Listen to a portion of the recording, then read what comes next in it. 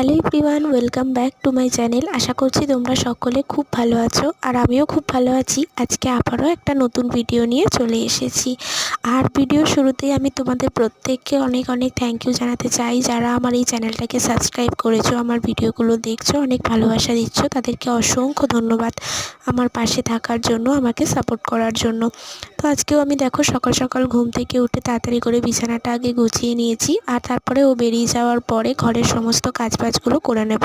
তবে আজকের ভিডিওটা অন্য দিনের তুলনায় একটু আলাদা। অন্য দিনে আমি তোমাদের সাথে শেয়ার করি আমার ঘরের সমস্ত কাজকর্ম, পুজো দেওয়া এইসবগুলো। তবে আজকে আমি তোমাদের সাথে শেয়ার করব আমি যে আলমারিটাকে কীভাবে গুছিয়ে রাখি। তো সেটাই, কারণ আমি আলমারি যতই গুছিয়ে রাখি না কেন, দু একদিন বাদেই সেটা আবার অগোছালো হয়ে যায়। আর আজকে আমি আলমারি থেকে না সমস্ত শাড়ি বার করে নিয়েছিলাম। জানো তো, প্রত্যেকটা মেয়েরই ইচ্ছা থাকে তার আলমারি ভর্তি অনেক শাড়ি থাকবে, আমারও ছিল।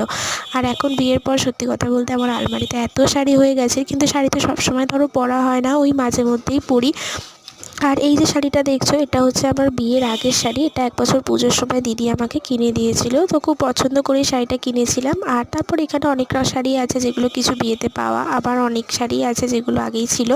আর এই যে শাড়িটা দেখছো, এই শাড়িটা একটু আমার কাছে আলাদা, কারণ এই শাড়িটা হচ্ছে আমার ঠাকুমা শাশুড়ি, মানে ওর ঠাকুমার শাড়ি, যেটা আমি একবার পরেও ছিলাম। আর এই শাড়িটা না আমার ভীষণ পছন্দের একটা শাড়ি। আর তারপরে দেখো আলমারি থেকে সমস্ত জামা কাপড় নামিয়ে আজকে আমি গুছিয়ে নেব। আর এই যে ফাইনালি আমার আলমারিটা গোছানো কমপ্লিট। আর এটা গোছাতে আমার টানা 2 ঘন্টা সময় লেগেছে। তো চলো ভিডিওটা কেমন লাগলো জানিও।